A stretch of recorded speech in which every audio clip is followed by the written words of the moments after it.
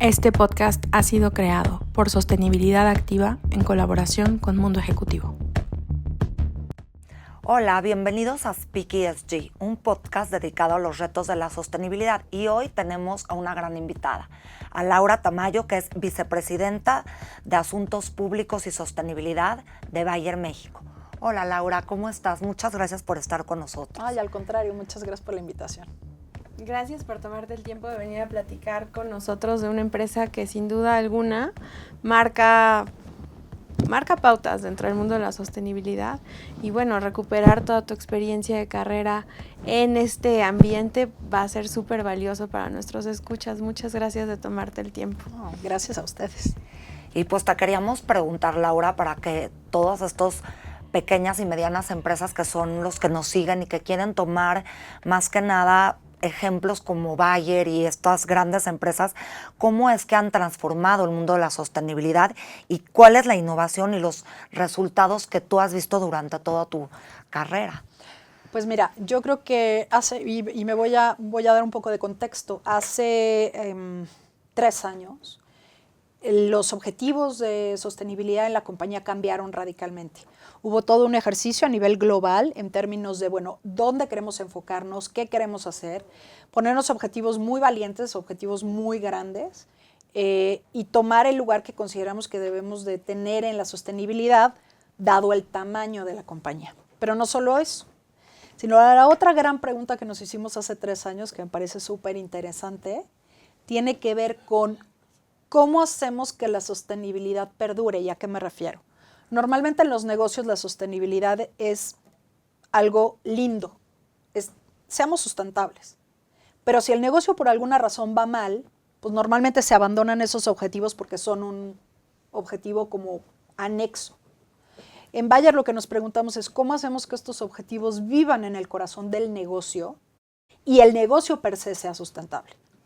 Es una apuesta interesante, es una apuesta mucho más valiente, es una apuesta que genera en cierto modo polémica, porque dices, ok, la sustentabilidad para que viva y nunca salga de los objetivos de la compañía, pues a veces tiene que ser también negocio. Entonces, ¿cómo hacemos de la sostenibilidad un negocio? Y la verdad es que ha funcionado de manera espectacular, los resultados son increíbles y no hay un solo directivo de la compañía que no tenga objetivos de sustentabilidad en sus análisis anual y que no sea parte de este movimiento. Ahí sí me surge una duda porque al final Bayer adquirió a Monsanto en 2018 y si piensa alguien en sostenibilidad, quizás no piensas, tu primera respuesta no es Monsanto, ¿no? ¿Cómo han sabido abordar eso?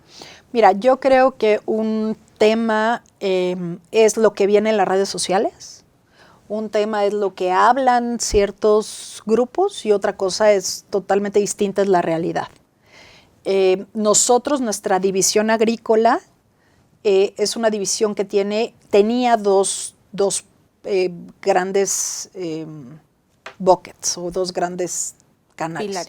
Pilares. Uno es la producción de semillas, en algunos países donde se permite, sí genéticamente modificadas, en otros países híbridas, como es el caso de México, y otro bucket relevante que es los agroquímicos o toda la línea de protección de cultivo, donde tenemos productos orgánicos para el mercado orgánico, pero para el mercado tradicional y hay nieve para todos. Y ahora estamos sacando una tercera beta que me parece súper interesante, que tiene que ver con lo que le llamamos agricultura regenerativa. Es decir, entendiendo que los suelos ya no puedes sobreexplotarlos más, que hay que usar, evidente, ¿no? que hay que usar agricultura de conservación. Y todo esto nosotros lo hemos abordado con sistemas de Big Data, sistemas de análisis, para varias cuestiones que generan dinero para el agricultor, pero a la vez protegen el medio ambiente. Y una de ellas, por ejemplo, son sistemas que ayudan al riego de precisión. Es decir, no vamos a regar así como va, sino vamos a ir midiendo el suelo, entendiendo qué necesita el suelo y qué necesita la planta, y vamos a regar de manera precisa. Entonces, en este momento estamos con esas tres betas. Yo he tenido la oportunidad de conocer el desarrollo de semillas, tanto en México como en otros países, Y te quiero decir claramente que yo todos los días puedo ver a mis hijos a los ojos. Sé lo que hace la compañía y lo hace bien y lo hace con respeto al medio ambiente y lo hace de manera sustentable, tanto para el medio ambiente como para la salud de las personas. Y en el caso de los productos de protección de cultivo, le hace los agroquímicos, pero vuelvo a lo mismo, también tenemos productos orgánicos, entonces ahí también es complejo. O sea, no puedo decir agroquímicos porque hacemos de los dos. También lo he visto y he visto cómo esos productos permiten que el agricultor no tenga pues, que padecer económicamente por alguna plaga. Las plagas en la ciudad luego pareciera que son románticas, una plaga, un gusano barrenador en un cultivo es la cosa más espantosa que has visto en tu vida. También tenemos, por ejemplo, un producto que a mí me encanta que se llama Serenade, además solo se produce en México para el mundo y es un biofungicida que se distribuye a todo el planeta. Y es una chulada, pues una bacteria que nosotros generamos, la secamos, se bota en el cultivo, se riega y entonces la bacteria empieza a vivir y empieza a comerse todos estos hongos que son súper dañinos para los cultivos. Claro, y eso que estás diciendo ha sido me encanta todo lo que platicas porque veo que el modelo de negocios ha cambiado y los ha obligado a ustedes mismos a repensar alternativas que sean mucho más orgánicas y amigables, sostenibles, pues, ¿no? Y decías esto que me parece increíble, yo no había escuchado de esto de Monsanto, de la agricultura regenerativa, es que ya no hay de otra, ya nos acabamos los suelos, es necesario que lleguemos ahí, ¿o qué piensas? Yo creo que el tema, a ver, como todo, y me voy a regresar también un paso más, el gran problema de Monsanto en su momento, para mí, fue, y lo digo abiertamente y no es la primera vez que lo digo, tuvo dos situaciones. La primera fue un tema de que cuando se crea la biotecnología hace casi 30 años, la compañía decide solo comunicar qué era y por qué era y qué existía y qué características tenían al agricultor, que fue el gran error de la compañía. En su momento se le dijo, y yo no estaba ahí, pero bueno, conozco la historia, se le dijo a la compañía, oye, tienes que hablarle al consumidor, porque esto es una nueva tecnología y esto la gente se lo está llevando a la boca. Es como un medicamento. Yo no puedo solamente comunicarme con los médicos, tengo la responsabilidad de que cualquier consumidor, si tiene dudas, haya todo un sitio de web o lo que sea donde informe de qué va el medicamento. Misma historia. Es algo que te llevas a la boca. Entonces, en ese momento, los consumidores empezaron a decir, oye, ¿esta tecnología de qué va? ¿Por qué? Ya el nombre es raro, ¿no? Genéticamente modificado, pues no me vaya a modificar a mí. Y abiertamente te lo digo, por un tema de ego, desde mi humilde punto de vista, la compañía decidió pues ellos qué. Ahora sí que ellos, que el agricultor lo comunique, nosotros solo servimos al agricultor. Y ahí creo que fue el grave error, y un error que ya como Bayer, pues seguimos pagando 30 años después. Entonces la sostenibilidad sí es un tema también de narrativa pública, ¿no? La sostenibilidad es una responsabilidad de las compañías que no solamente acaba en hacer las cosas, también en informarlas. Y el consumidor y las personas que consumen o no, pero que son parte de este mundo, tienen todo el derecho a preguntar absolutamente todo lo relacionado con algo que, además, tan importante como algo que te comes. Y aparte, ahorita que estás hablando es importante porque está tomando un tema también de gobernanza y de decisiones.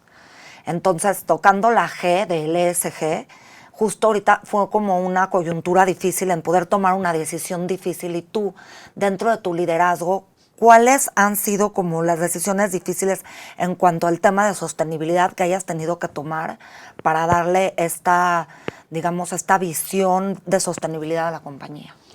Yo creo que, mira, en una compañía global, una vez más, los objetivos se establecen a nivel mundial y lo que hacen con los países es, bueno, este es el objetivo, pero tú realízalo de acuerdo al país, porque nos pueden decir, queremos ahorrar X cantidad de litros para el 2030. Pues no es lo mismo, bueno, es más, lo voy a poner todavía más específico, no es lo mismo querer ahorrar ahorita agua en la Ciudad de México que querer ahorrar agua en Chihuahua, ¿no? Claro. Que no llueve, por dar un ejemplo. Entonces, la bajada o lo que es la implementación de los objetivos es lo que varía de país en país. Creo que para mí lo más complejo o el reto más grande que ha tenido en los últimos años, primero, ha sido comunicar el cambio que hicimos en términos de objetivos, el foco que debemos de tener como compañía. ¿Y a qué me refiero? Muchas veces me toca que llegan y dicen, oye, ¿por qué no ponemos un albergue de perritos en las plantas, por decir? A ver, amo a los perros. Yo por mí tendría un albergue yo misma. Pero va completamente desalineado con el cambio que queremos hacer. Claro. Y con lo que cada uno de nosotros debemos de abonar a nivel nacional y obviamente después a nivel global. Entonces, si me preguntas retos, la verdad es que los retos han sido más a nivel de comunicación interna y de entendimiento hacia dónde vamos, que en realidad la implementación, una vez que la gente entiende de qué vamos y por qué y todo el tema, esto camina por sí mismo. O sea, si yo te digo, oye, el objetivo es ahorrar agua, ¿quién no le va a entrar? O sea, todo el mundo, evidentemente. Ya cuando empiezas con las especificaciones técnicas de lo que quieras hacer es cuando se empieza a poner compleja la situación. Pero, o sea, eso es importante. Todo el mundo lo quiere entrar, pero entonces, ¿cómo le hacen para que sea negocio esto sin dejar a un lado el cuidado ambiental y la responsabilidad social? Mira, cuando viene este cambio, nosotros establecemos un objetivo a nivel internacional, a nivel global, que se llama Nadie con hambre y salud para todos. Porque estamos en los dos negocios, en el farmacéutico y en el alimentario. Uh-huh. Entonces, decir, oye, pero es que Bayer no puede ser responsable de la alimentación mundial o de la salud mundial. Y en ese momento nuestro CEO dijo, efectivamente no somos responsables, somos corresponsables. O sea, el objetivo no es solo para Bayer. ¿Cómo hacemos para que esto se vuelva dentro de la cadena? O sea, que nosotros seamos un generador de este tipo de políticas públicas, tanto para los proveedores como para los clientes, que eso es mucho más difícil, porque el proveedor, como quiera que sea, pues se alinea. Es más fácil.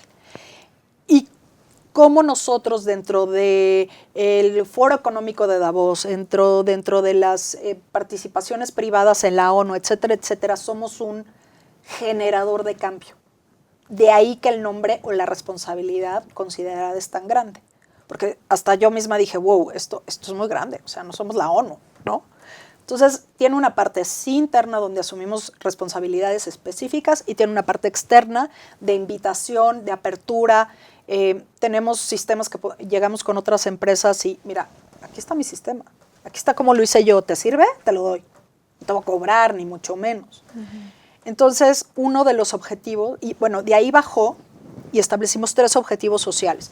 Hay objetivos técnicos en ahorro de energía, en ahorro de agua, que no me voy a meter en ellos porque son muy complejos. Y los que los que haces de paneles solares y cuestiones como técnicas que son básicas. Rapidísimo. 3 objetivos sociales. En el caso de consumo, 100 millones de personas a nivel mundial con acceso a medicamentos o a medicamentos de libre venta. En el caso de Pharma, 100 millones de mujeres con acceso a anticonceptivos o a... métricas súper claras. Y en el caso del agro, 100 millones de pequeños agricultores con mejora de su vida desde el punto de vista económico. Ejemplo, en el caso de los agricultores. Cuando nosotros llegamos con un pequeño agricultor, llegamos con un paquete tecnológico, le hace la semilla, la tecnificación, el tema del agua y tal. No lo regalamos, se lo vendemos, pero se lo vendemos en un esquema distinto, que es un esquema de partnership.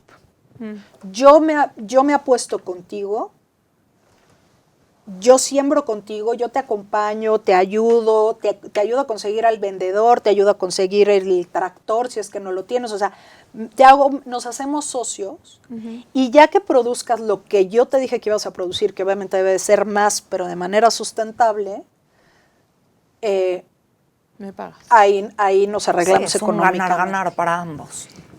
Esto que estás diciendo me llama mucho la atención porque al final se establecen metas internacionales y se tienen que tropicalizar. Pero ha sido nuestra experiencia en el podcast y bueno, también cuando hablamos con empresas internacionales que llegan a México y es como hay muchísimas limitaciones porque aquí no estoy muy segura si es falta de un marco regulatorio o qué es lo que está pasando desde tu perspectiva que está dificultando en nuestro país que empresas que tienen metas súper ambiciosas en términos de sustentabilidad no las puedan adaptar a México. Yo creo, también depende del tipo de empresa, porque a veces los objetivos son muy rígidos. Me acaba de pasar con un tema de agua. Mi equipo y yo, o más bien alguien de mi equipo, y como le dije, gracias a Dios fuiste tú y no yo, porque si no, yo le hubiera colgado el teléfono. Nos tomó 2 meses convencer a una persona en Alemania para que en lugar de poner agua potable en comunidades indígenas, pusiéramos captadores de agua. Uh-huh. Esta persona estaba convencida de que había que hacerlo de esa manera porque así se hace en India. No, es que si no lo hacen así, pues casi no les damos el dinero. Yo no, es que a ver, hay regulación, casi hay que poner tubería. Estamos hablando de comunidades alejadas, indígenas que no tienen en ocasiones ni siquiera entubado. Sí, la infraestructura. Entonces, algo que hemos visto que funciona y que sí deja un impacto positivo son captadores de agua en las escuelas y baños secos. Y bueno, obviamente al captador de agua le ponemos su tanque para que capte el agua. Es bien fácil limpiar el agua para uso de baños y tal, no para potabilizable, porque hay unas bolitas de porcelana que tienen plata ionizada. Entonces tú avientas las bolitas en este tanque y eso limpia el agua, o digo, relativamente, os insisto, no es potable, pero sí sirve para que los niños se bañen, para que usen en los baños. Normalmente estas tipos de escuelas tienen albergues escolares donde hay niños que viven ahí, entonces se pueden bañar, etcétera, etcétera. O sea, sí les cambias la vida, pero el tema de potabilización es distinto y no aplica en estas comunidades. Entonces yo creo que lo que falta no es un tema de México, es un tema de sensibilización en las casas matrices, en las empresas globales, y a veces pues triunfamos y otras no. O sea, a veces logramos convencer a la persona y a veces pues no lo logramos. Entonces yo creo que tiene que ver con una perspectiva más de nosotros, y digo, perdón, no quiero hablar ni generalizar ni hablar por otras empresas, yo hablo de mi experiencia, pero en mi experiencia lo que a veces nos pasa es que hay que pues meterle el tiempo a la política interna de la empresa y convencer a estas personas que nunca han estado en México que hay cosas que aquí no funcionan necesariamente como en otros países. Qué bueno que lo dices así. O sea, porque muchas veces es como, nos han dicho, es que nosotros queremos ahorrar energía, ¿no? Y pues en México no hay facilidades para que ahorremos energía. Entonces se vuelve un tema de, tienes la voluntad o no de hacerlo, y si no la tienes, pues tampoco pasa nada, porque no hay una infraestructura que soporte ese tipo de decisiones. Pero Laura, tú que eres, ahora sí que la vicepresidenta y la jefa de sostenibilidad en Bayer, me imagino que has transitado bajo tu carrera, bajo todo esto. ¿Tú qué ves? O sea, desde el principio que Bayer tomó como una directriz importante la sostenibilidad, ¿qué crees que todavía le falta a las empresas para tomarse en serio los criterios ASG? Yo creo que muchas empresas todavía están en esta versión de responsabilidad social. O sea, sí falta información desde mi punto de vista de entender que esto ha evolucionado de una manera extraordinaria, rápida. También creo que hay un trabajo que nosotros, desde las personas que nos dedicamos a esto, tenemos que hacer con los directivos que no están involucrados al 100%, y sí hacer un trabajo de convencimiento importante y hacer ver cómo esto puede agregar valor al negocio desde la narrativa, y un ejemplo espectacular es el de Monsanto. O sea, algo que no tenía nada que ver con el negocio, le causó, y a la fecha, 30 años después, le sigue causando ahora a Bayer dolores de cabeza que cuestan mucho dinero. Entonces, yo creo que lo que nos falta es cómo establecemos o cómo logramos convencer a estos directivos de que la sostenibilidad es una necesidad de negocio y no una situación simplemente linda de tener o no de tener. ¿Y eso cómo lo podrías pasar al tema de una pyme, ¿no? El propósito de este podcast es acercar la sostenibilidad de lugares muy internacionales a más locales. ¿Cómo podrías traducir eso en tu experiencia? Porque Bayer tiene proveedores locales y trabajan mucho en comunidades.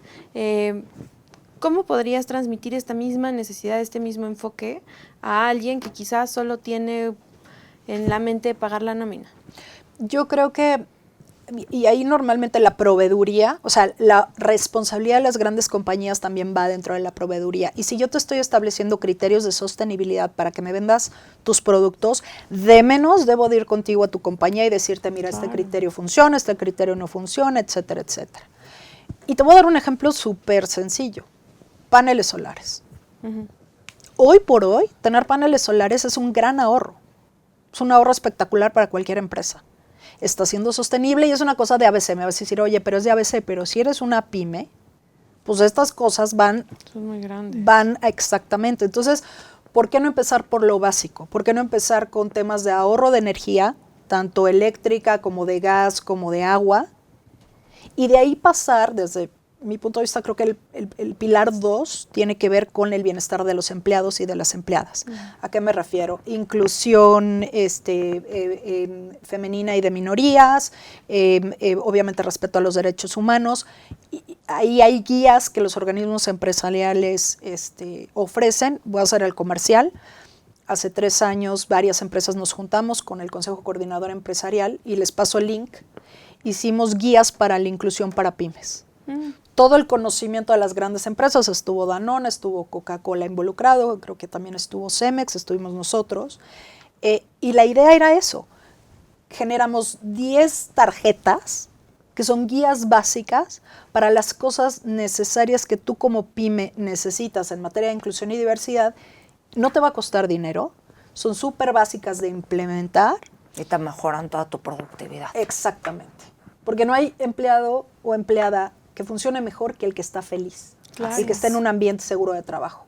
Y para eso son estas guías que luego les paso el link. Ah, sí, estaría increíble, muchas gracias. Y esto que dices me remonta a algo que estábamos hablando fuera del aire, que decías que en tu empresa es muy importante, vale más siempre la vida de la gente que cualquier otra situación externa, ¿no? Incluso si se trata de cerrar una planta o una fábrica, ¿no? No, totalmente. O sea, al final del día, ¿quién es la empresa? Nosotros. O sea, la empresa no es un ente ajeno que no es que está allá y yo estoy acá. Yo soy la empresa. En la medida que nosotros como empleados asumimos ese rol, es en la medida que todo funciona. Y si la empresa no es, entiende este valor básico de quien la forma, pues yo creo que está equivocándose. Nunca va a ser nada más importante que la persona que trabaja en la empresa, porque esa es la empresa. La empresa no son los fierros, no son los productos que vendemos, el valor de una empresa es la gente que está ahí adentro. Absolutamente. Y cuando te oigo tan inspirada, porque es la verdad, por eso eres vicepresidenta de Sostenibilidad de Bayer, ¿qué te hace, más bien, qué le podrías sugerir a estas empresas y tú misma en tu dirección, qué te hace hacer que las empresas tengan este propósito? Si yo todos los días me levanto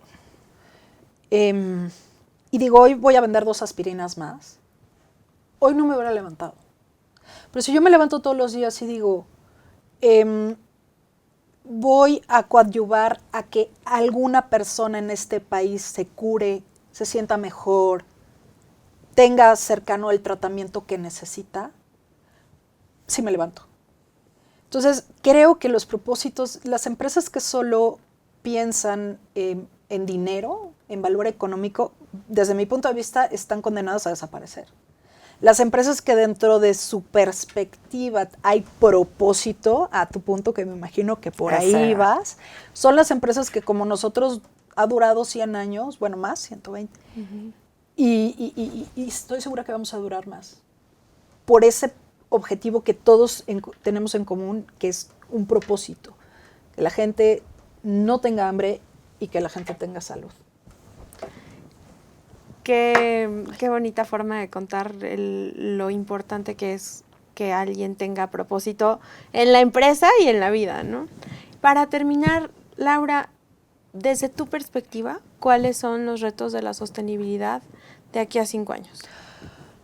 Si me hubieras preguntado y suspiré por eso, si me hubieras preguntado antes de la elección estadounidense, te hubiera contestado otra cosa.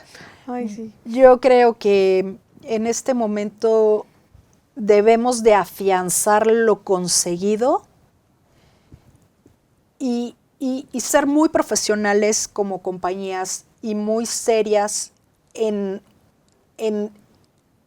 comunicar de manera apropiada que este es el camino que tenemos que lograr o que esto que hemos ganado no lo debemos de abandonar.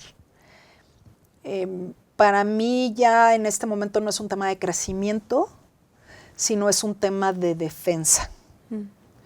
Y si me preguntas, pues por lo menos en los próximos, no sé si 5, pero 2 o 3 años, a nivel mundial debemos de ser esta voz conciliadora que convenza a quien no está convencido de que el camino apropiado para el sector privado y evidentemente para la humanidad es la sostenibilidad. Y me encanta este cierre porque sí, no hay nada más inspirador que hablar de la sostenibilidad, porque tenemos solo un planeta y si no lo defendemos, independientemente de las ideologías políticas, no vamos a perdurar. Y sí, es cierto, también coincido, bueno, no, más bien nunca lo había pensado así, pero sí, se trata de defensa y de sostener lo que se ha construido, a pesar de que falte todavía un montón. Muchísimas gracias por haber venido a platicar con nosotros, Laura. Muchas gracias a todos ustedes por sintonizarnos. Nos seguimos viendo para hablar de los retos de la sostenibilidad en YouTube y en Spotify. Hasta la próxima.